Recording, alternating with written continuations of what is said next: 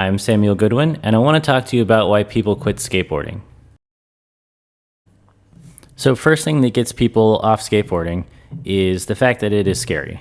They think this is way too scary, I should go do something less scary, and that's not great for you.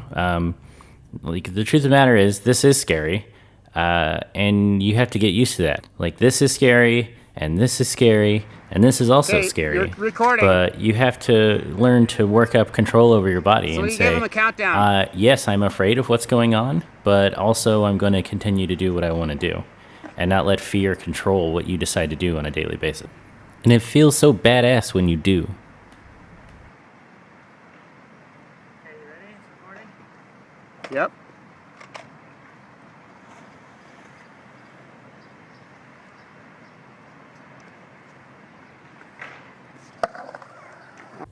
Another thing that can mess people up is impatience. You get out on your first day and expect to do things like this, but realistically, it's going to be more like this. And you're just going to have to try to do these things over and over and over again until you can eventually get them. And I mean over and over and over again.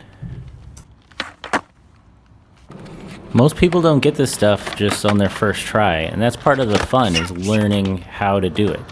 If we could just automatically do everything perfectly the first time, that wouldn't be very fun.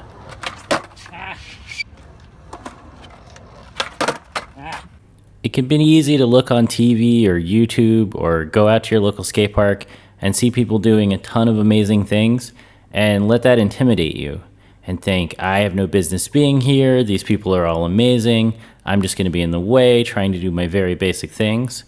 But really, you have just as much right to be there as they do. It's a free and open place, and if it was for pay, then you paid just like they did, which means you should get in there and do what you need to do. If anything, they will respect you for trying, even if you're not doing anything amazing, because they know how hard it was, because they had to do the same thing when they got started.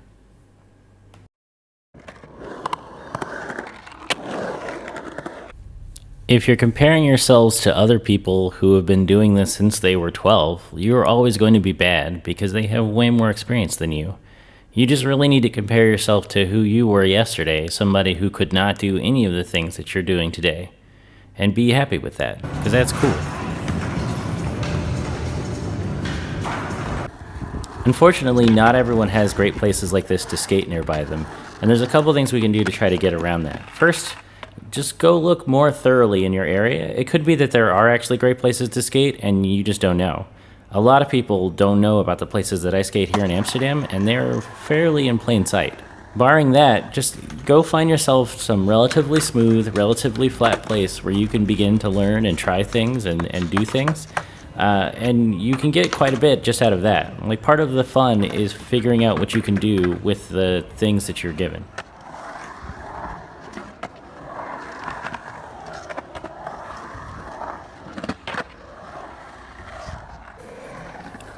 Another thing that can keep a lot of people from skateboarding is having bad experiences like this.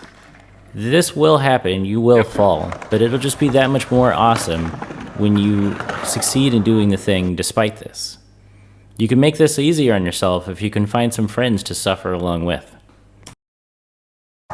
Last thing I'll talk about is parents. If you can't skate because your parents think it's too dangerous and they won't let you, just remind them that it's more dangerous to play American football or European football than it is to skateboard.